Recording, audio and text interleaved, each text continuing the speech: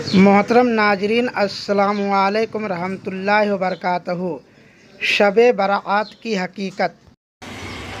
حضرت معاذ بن جبل رضی اللہ عنہ سے روایت ہے کہ حضرت صلی اللہ علیہ وسلم نے فرمایا، اللہ تعالیٰ 15ویں شعبان کی رات میں یعنی 14ویں اور 15ویں شعبان کی درمیانی رات میں اپنی تمام مخلوقات کی طرف توجہ فرماتے ہیں، مشرک اور دشمنی رکھنے والے کے سوا مخلوق کی مغفرت فرماتے ہیں۔ طبرانی اوسط میں اور ابن حبان نے اپنی صحیح میں اور بہقی نے اس کو روایت کیا۔ حضرت عبداللہ بن عمر رضی اللہ عنہ سے مروی ہے کہ رسول اللہ صلی اللہ علیہ وسلم نے فرمایا، اللہ تعالیٰ 15ویں شعبان کی رات میں اپنی مخلوق کی طرف توجہ فرماتے ہیں اور اپنے بندوں کی مغفرت فرماتے ہیں، سوائے دو کے، ایک دشمنی رکھنے والا، دوسرا کسی نفس محترم کو قتل کرنے والا۔ اس کو امام احمد نے نرم سند کے ساتھ روایت کیا۔ الترغیب التربیت ہند 3 صفحہ 460۔ مقبول رحمۃ اللہ علیہ نے کثیر بن موجہ سے نقل کیا، انہوں نے حضرت صلی اللہ علیہ وسلم سے آپ نے فرمایا، 15ویں شعبان کی رات میں اللہ تعالیٰ زمین والوں کی مغفرت فرماتے ہیں۔ شب برات کی حقیقت۔ شرک اور دشمنی رکھنے والے کی مغفرت نہیں فرماتے۔ بہقی نے اس کو روایت کیا اور فرمایا کہ عمدہ مرسل ہے۔ مخول نے ابو شعبہ رضی اللہ تعالیٰ عنہ سے نقل کیا کہ حضرت صلی اللہ علیہ وسلم نے فرمایا، اللہ تعالیٰ 15ویں شعبان کی رات میں اپنے بندوں کی طرف توجہ فرماتے ہیں، پھر مومنین کی مغفرت فرماتے ہیں اور کافروں کو چھوڑ دیتے ہیں، یعنی ان کی سزا کو مؤثر کرتے ہیں اور دشمنی کرنے والوں کو بھی چھوڑ دیتے ہیں، یہاں تک کہ وہ دشمنی کو چھوڑ دے۔ اس کو طبرانی اور بہقی نے روایت کیا۔ بہقی نے فرمایا، یہ بھی مقبول اور ابو شعبہ کے درمیان عمدہ مرسل یعنی منقطع ہے۔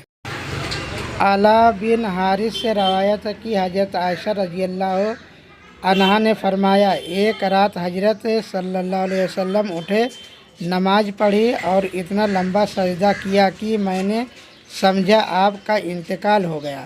یہ دیکھ کر میں اٹھی اور آپ صلی اللہ علیہ وسلم کے انگوٹھے کو حرکت دی تو آپ ہلے اور واپس ہوئے۔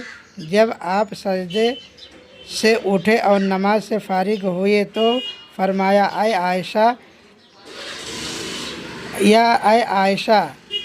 یا فرمایا، اے حمیرہ، کیا تم نے یہ سمجھا کہ نبی صلی اللہ علیہ وسلم نے تمہارے ساتھ بے وفائی کی، غداری کی؟ میں نے کہا، نہیں یا رسول اللہ، خدا کی قسم، لیکن میں نے یہ سمجھا کہ آپ کا انتقال ہو گیا، اس لیے کہ آپ نے سجدہ طویل کیا۔ آپ صلی اللہ علیہ وسلم نے فرمایا، جانتی ہو یہ کون سی رات ہے؟ میں نے کہا، اللہ اور اس کے رسول زیادہ جانتے ہیں۔ فرمایا، یہ 15ویں شعبان کی رات ہے، اللہ تعالیٰ اس رات میں اپنے بندوں کی طرف توجہ فرماتے ہیں اور مغفرت طلب کرنے والوں کی مغفرت فرماتے ہیں اور رحم طلب کرنے والوں پر رحم فرماتے ہیں اور دشمنی رکھنے والوں کو مؤثر کر دیتے ہیں ان کی حالت پر۔ اس کو بھی بہقی نے روایت کیا اور فرمایا کہ چند مرسل ہے اور شاید علا نے مقبول سے سنا ہے۔ اسی روایت میں یہ بھی ہے کہ میں نے سنا کہ حضرت صلی اللہ علیہ وسلم سجدہ میں یہ دعا پڑھ رہے تھے، اعوذ بعفوک من عقابک واعوذ برضاک من سبحانک واعوذ بک منک لا احصی ثناء علیک انت کما اثنیت علی نفسک۔ اے خدا، میں تیری سزا سے تیری عفو کی پناہ میں آتا ہوں اور تیری ناراضگی سے تیری رضا کی پناہ میں آتا ہوں، تیرے عذاب سے تیری پناہ میں آتا ہوں۔ میں تیری پوری تعریف نہیں کر سکتا، تو ایسا ہی ہے جیسی تو نے خود اپنی تعریف کی۔ حضرت عائشہ رضی اللہ تعالی عنہا سے مروی ہے کہ حضرت صلی اللہ علیہ وسلم میرے یہاں تشریف لائے، اپنے دونوں کپڑے اتارے اور لیٹے، پھر ابھی پورا آرام بھی نہیں فرمایا کہ اٹھے اور دونوں کپڑے پہن کر چل دیے۔ مجھے بہت غیرت لاحق ہوئی، میں نے سمجھا کہ اپنی دوسری کسی بیوی کے یہاں تشریف لے گئے ہیں۔ میں بھی پیچھے پیچھے چلی، آپ کو بقیع مدینہ کے قبرستان میں پایا۔ آپ مومن مردوں، عورتوں اور شہداء کے لیے دعائے مغفرت کر رہے تھے۔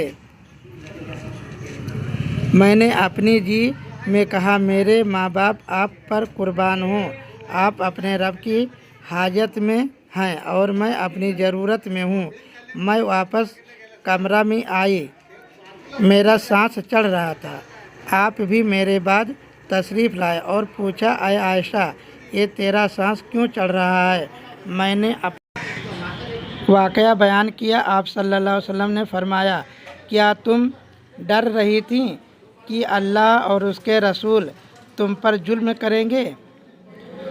میرے پاس جبرائیل علیہ السلام آئے اور فرمایا، یہ 15ویں شعبان کی رات ہے، اس میں اللہ تعالیٰ کی طرف سے قبیلہ بنو کلب کی بکریوں کے بال کے برابر لوگوں کو جہنم کی آگ سے آزاد کرتے ہیں، لیکن مشرک،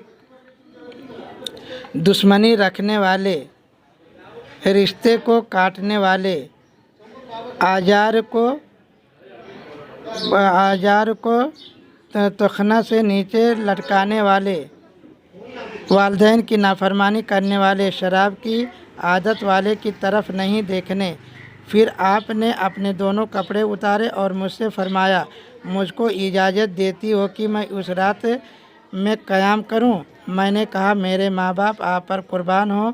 پھر آپ کھڑے ہوئے نماز یہ کیا گھنٹ اور کچھ رہا ہوئی نا